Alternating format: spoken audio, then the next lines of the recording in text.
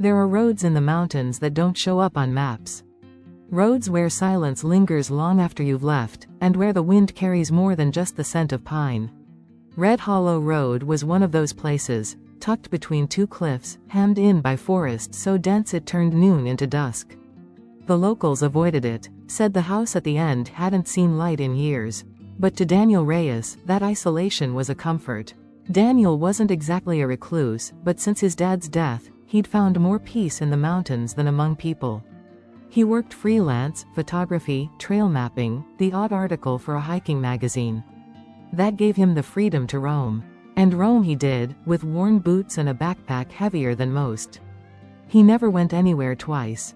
Until he took a wrong turn. It was mid-October, and the aspens were shedding golden leaves like confetti.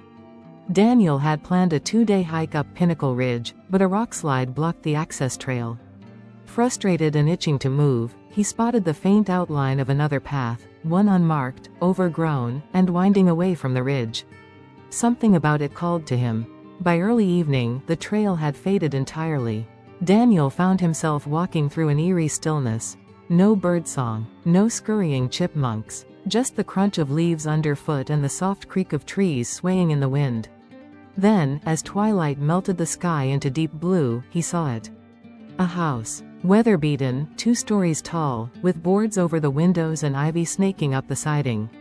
It sat crooked, like the earth had tried to swallow it whole and changed its mind halfway through.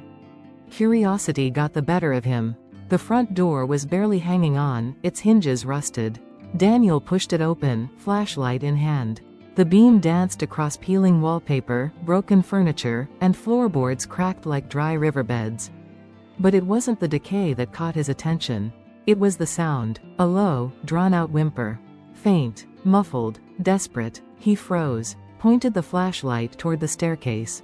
The sound came again, and this time, it was unmistakably canine. "Hello?" he called out, instantly feeling foolish. But instinct pushed him forward. He climbed the stairs slowly. Halfway up, a step snapped beneath him, nearly taking his leg with it. He caught himself on the banister, cursing under his breath, and kept going. At the end of the hallway was a half-open door. Inside was a child's bedroom, long abandoned. Toys scattered on the floor. A crib in the corner. And under the dust-covered bed, a pair of eyes reflecting the beam of his flashlight. The dog was skeletal, fur matted, ribs protruding, paws trembling. It didn't growl or bark. Just stared, as if unsure whether Daniel was real or a ghost. "Hey there," Daniel whispered, crouching down. "It's okay. I'm not gonna hurt you." The dog didn't move, but it didn't retreat either. It took Daniel over an hour to coax the animal out. He left pieces of jerky on the floor, moved back, let the dog inch forward. Finally, the creature stepped into the open. It was a mixed breed, maybe part shepherd, part husky, with a coat that had once been white, now stained gray. One ear stood up straight while the other flopped. But what stood out most were its eyes, mismatched. One icy blue, the other deep amber. Haunted eyes. Daniel named him Echo, right there in that crumbling room. Getting Echo out of the house was easy. Gaining his trust? Not so much. Daniel cut his hike short and made camp an hour away from the house. Echo wouldn't walk on a leash, so Daniel fashioned a loose lead and let him trail behind. That first night, Echo wouldn't come near the tent. He curled up beneath a tree, shivering even with the extra blanket Daniel offered. By morning, Daniel had made a decision. He wasn't going to leave him. Back in town, the vet was shocked Echo had survived. "He's severely malnourished," she said, running a gentle hand over the dog's bony frame. "Judging by the fur growth and muscle atrophy, he's been alone for months, maybe longer." "What about microchips?" Daniel asked. "Nothing. And no one's reported a dog missing that matches his description. I'd guess someone dumped him. Or worse, he might have belonged to whoever used to live in that house." Daniel didn't ask for details. He didn't want to know. He brought Echo home, a modest cabin on the edge of Bearclaw Valley. For days, Echo wouldn't step inside. Daniel had to move his sleeping bag to the porch to be near him. He let the dog set the pace. No sudden movements, no raised voice, just quiet companionship. A week later, Echo followed him indoors. The transformation was slow. Echo didn't bark. Didn't play. He barely ate. But he watched. Always watched. When Daniel left for groceries, Echo waited by the window. When he returned, those mismatched eyes lit up just a fraction. One night, after 3 weeks of shared silence, Daniel was sitting by the fireplace, flipping through a guidebook. Echo padded over and rested his head on Daniel's knee. Just like that, the wall cracked. From then on, things changed. Echo started following him from room to room. He learned to sit, then stay, then come. He let Daniel brush out the knots in his fur, tolerated baths, and even began sleeping at the foot of the bed. Still no bark, no tail wagging joy. But something deeper was there, a quiet loyalty, a connection forged in that haunted house and strengthened every day. Winter came early that year. Snow blanketed the mountains, silencing the world again. Daniel had planned to hunker down. But one crisp morning, as he pulled on his boots for a solo trek into the foothills, he felt a nose nudge his arm. Echo stood by the door, pack slung around his neck, ready. Daniel smiled. "You wanna come?" The dog's tail gave the faintest wag. And just like that, Echo became his shadow. They started small, easy trails, low elevation. Echo struggled at first, his legs weak from months of neglect. But he pushed on, always matching Daniel's stride. Every trail felt like a lesson. Echo learned to cross streams, scramble over rocks, even alert Daniel to movement in the brush. His instincts were sharp. His confidence grew. And then, during one foggy hike up Timberwolf Peak, it happened. Daniel slipped on an icy ridge. It happened fast, one moment firm footing, the next, nothing beneath him. He managed to grab a root jutting from the rock face, but it wouldn't hold long. His pack was too heavy. He shouted, hoping someone, anyone, was nearby. But the mountains don't echo the way you'd expect. Then he saw Echo. The dog was at the edge of the ridge, pacing, whining. Daniel could see the panic in his eyes. "Go get help," Daniel yelled, heart pounding. But Echo didn't run. Instead, the dog crept forward, slowly, carefully, until he was within reach. Daniel could hardly believe it as Echo bit down on the strap of the pack and pulled. It wasn't much, but it was enough. The tension shifted. Daniel swung his other arm up, grasped a higher root, and managed to climb up over the ledge. He lay on his back in the snow, gasping, and Echo licked his face once, then sat beside him like nothing had happened. "You saved me," Daniel whispered. "You crazy mutt." Echo didn't bark, didn't whine, just stayed. And that night, for the first time since they met, Echo slept with his head on Daniel's chest. By spring, the dog who once trembled in a dark, forgotten house now raced through mountain trails like he belonged to them. Daniel began documenting their adventures, photos, videos, short blog posts. The bond between them became something people noticed. Some even wrote to ask if Echo had been trained as a rescue dog. "No," Daniel always replied. "He trained himself. I just followed his lead." But one thing haunted Daniel. The house. He hadn't gone back, and part of him never wanted to. But Echo's past lingered like fog in the trees. If they were going to move forward, Daniel needed to understand where his friend had come from. And so, one day in May, he packed light and turned his boots back toward Red Hollow Road. Echo followed, and the forest held its breath. The road to Red Hollow was somehow narrower than Daniel remembered, as if the trees had crept in since he last walked it. Branches clawed at his sleeves. Dead leaves whispered beneath each step. Echo stayed close at his side, head low, ears perked. He hadn't barked or growled, but something in his body language had shifted. He remembered this place, and he didn't like it. "Almost there, boy," Daniel murmured, though he wasn't sure if he said it for Echo or for himself. The house stood just as it had, leaning, lifeless, and sunken into the earth like a secret trying to stay buried. Its silhouette rose like a bruise against the overcast sky. But something was off. The front door, once dangling on rusted hinges, was now wide open. Daniel stopped. Did someone? Echo stepped in front of him, his stance alert. He let out a low, guttural growl, the first real sound Daniel had heard from him in months. "Okay, easy," Daniel whispered. He reached into his pack, pulled out a flashlight and a folding knife, more for comfort than protection. Together, they stepped inside. Dust floated in beams of gray light. The air was thick with rot and mildew, but the real change was in the floor. Someone had swept the entryway. Faint footprints marred the dusty surfaces, too fresh to be old, too large to be echoes. Daniel felt a chill run through him. He considered turning back, but then Echo walked ahead, nose low, tail tense. He wasn't hesitating. He was tracking. The dog moved to the staircase, paused, then turned and headed toward a door under the stairs Daniel hadn't noticed before. It was half concealed by fallen wallpaper and a collapsed coat rack. Echo nosed it, whined. Daniel cleared the debris and pulled it open. A narrow flight of stairs led downward into a pitch-black basement.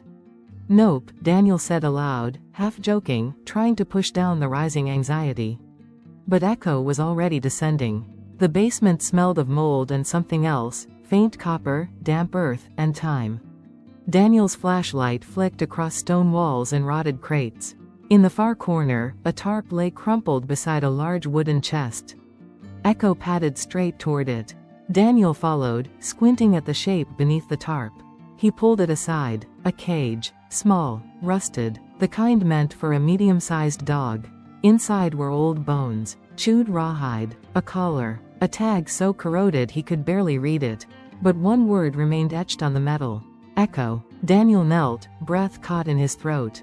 The dog sat beside him, unmoving. "You were trapped here," he whispered. Suddenly, behind him, footsteps. Echo's head snapped up. Daniel turned, heart thudding. A shadow moved at the top of the stairs. "Who's there?" Daniel called out, flashlight beam trembling. No response. Echo barked. The first bark Daniel had ever heard from him. It echoed like a gunshot. They scrambled up the basement steps, but the house was empty. Whoever had been there was gone, if they were ever real at all. Outside, the wind had picked up. Rain spit from the sky. Daniel looked back at the house, heart still pounding. Echo stared at it too, tail rigid. "Never again," Daniel said. "We're done with this place." He meant it. They didn't speak the rest of the way home. Back at the cabin, Echo refused to come inside. Daniel left the door open, sat on the porch, and waited. 30 minutes passed. Then an hour. Finally, Echo climbed the steps, walked to the blanket Daniel had laid out, and curled up without a sound. Daniel sat beside him. "You want to forget it, huh?" he said gently. "I get that." He scratched behind Echo's ears. The dog didn't react, just stared into the trees. Daniel couldn't stop thinking about the basement.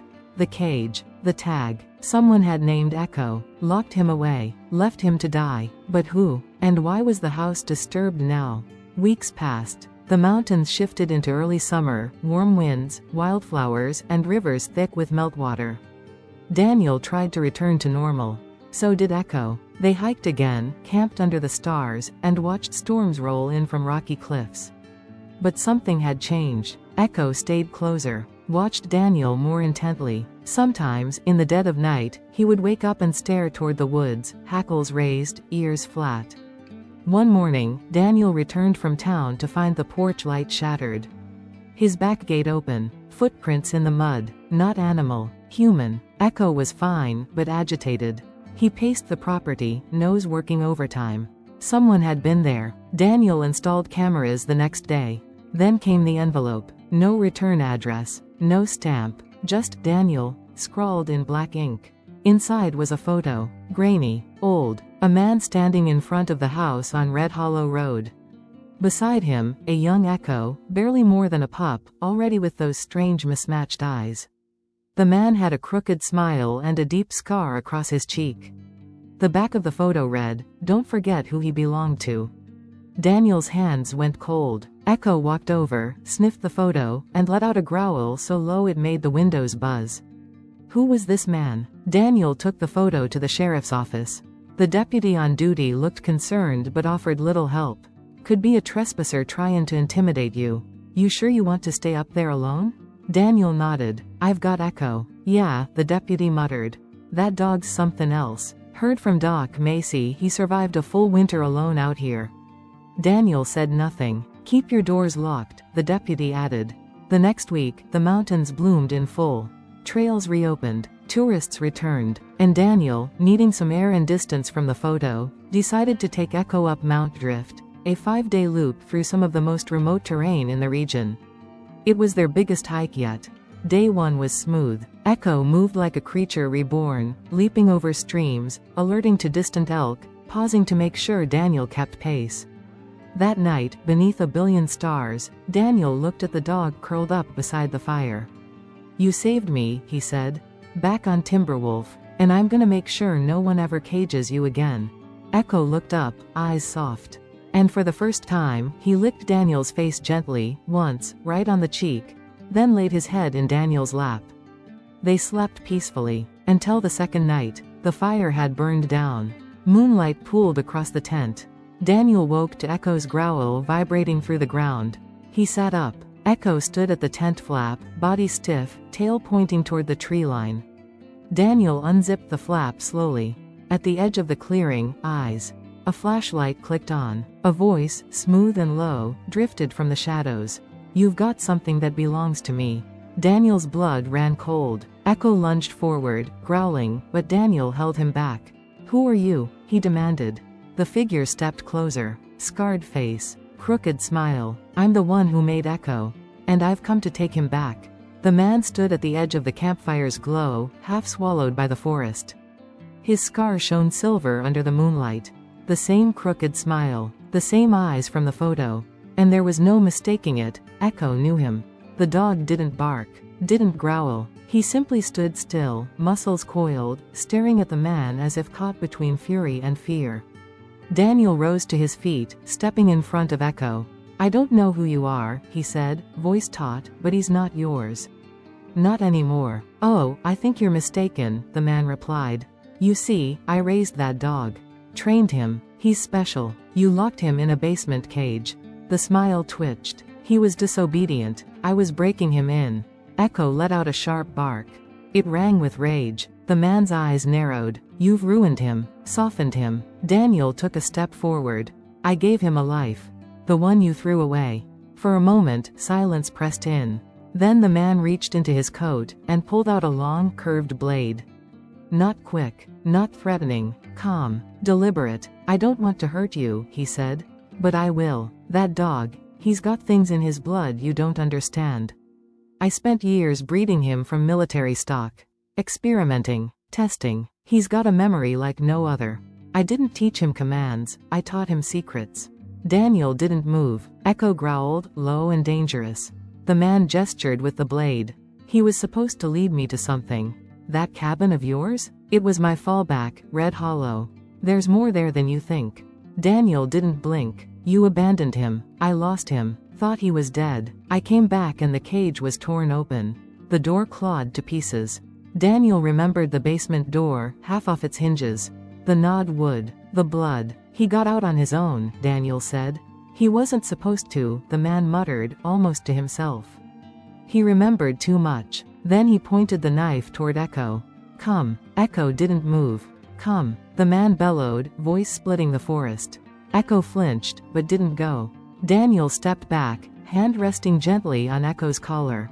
"He chooses." And Echo chose. With a sudden growl, Echo lunged, not to attack, but to place himself directly in front of Daniel, teeth bared, stance wide. The man laughed, bitter and hard. "Loyalty. Cute. Let's see how far it gets you." He rushed forward. But Daniel was ready. He'd moved through the wilderness for years. Knew how to strike fast. Knew how to survive. He grabbed the edge of a log from the fire pit, still hot, and flung it straight into the man's chest. The man stumbled back, cursing, singed. Echo lunged. But Daniel shouted, "No. Stay." And Echo obeyed. Instead, Daniel tackled the man to the ground. They rolled, fists and fury flying. The knife slashed once, grazing Daniel's shoulder. Pain bloomed. He kicked the blade away, grabbed a rock, and held it above the man's head. "Don't come back," he growled. The man looked up at him, smiling through blood. "You'll never really know what he is." "I don't care." Daniel stood. Echo stood beside him, tail low, eyes locked on the man. The man slowly crawled to his feet, spitting dirt. Then he limped off into the dark, disappearing between the pines. Daniel stayed standing for a long time, every sense tuned to the night. But the forest returned to silence. Only Echo remained, licking Daniel's bleeding shoulder. They hiked out the next day. The final miles were quiet.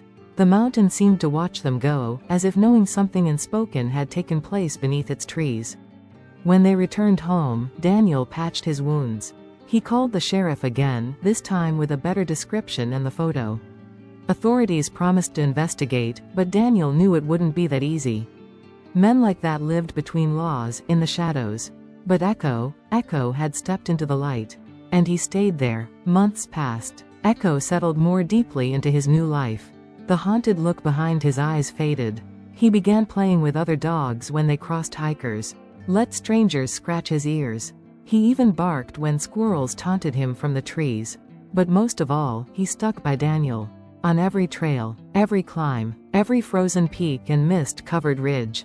They hiked longer now, sometimes for days. One trip took them up Glacier Spine, where the wind howled and the sky opened wide enough to swallow them whole. There, on the summit, Daniel looked out over miles of wilderness and turned to the dog beside him. "Free now, huh?" Echo looked back, eyes bright. And then he did something he'd never done before. He howled. A long, wild, echoing cry that danced across the mountains like a song from some ancient part of the earth. Daniel laughed, heart full. "You're finally home." One day in town, an old woman stopped them. "That dog," she said, eyes sharp beneath her wrinkled brow. "He looks like a ghost dog I heard about as a kid. Lived up here, protected lost hikers. Never stayed, never let anyone near." Daniel smiled. "Guess he finally found someone to stay with." She smiled back. "Lucky you." "Yeah," Daniel said. "I know." They never saw the man with the scar again. Maybe he vanished back into whatever hole he'd crawled from. Maybe the mountain took him. Daniel didn't care. All that mattered was this. Echo, once a shadow of a dog, once a prisoner, once a ghost, had become something else entirely. A protector, a friend, a companion forged in the wilderness and made whole in the light. And no matter where the trails led next, they walked them together. Side by side, free.